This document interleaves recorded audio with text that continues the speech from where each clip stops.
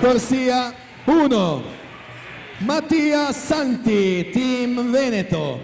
Alla corsia 2, Alessio Gerardin, Antares Nuoto. In corsia 3, anno di nascita 1986, per la società di casa Zeus Lab Montebelluna. Il capitano, possiamo dire, aveva smesso 10 anni fa. A ottobre ha deciso di rientrare con noi. In corsia 3, Filippo Furlan.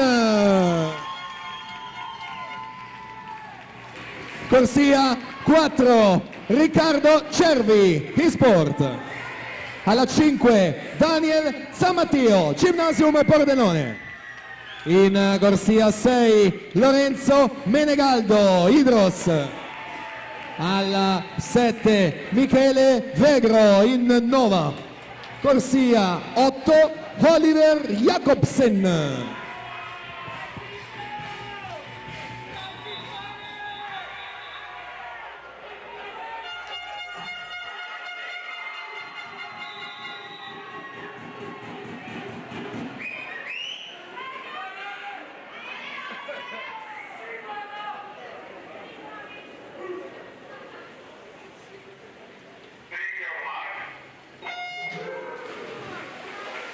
Finale assoluti maschi, record del 2009, Marco Pellizzon 53,26.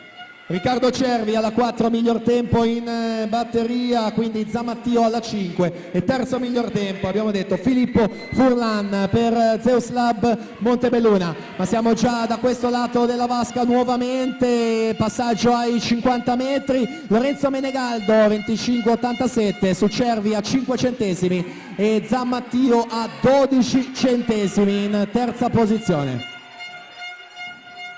Movimento al centro della vasca con Riccardo Cervi che si mette là davanti in prima posizione, lunga la subacquea per uscire in vantaggio con Daniel Zamattio che arriva dalla corsia numero 5, ci prova fino all'ultima bracciata, ma è Riccardo Cervi che resta davanti e quindi ottiene la vittoria.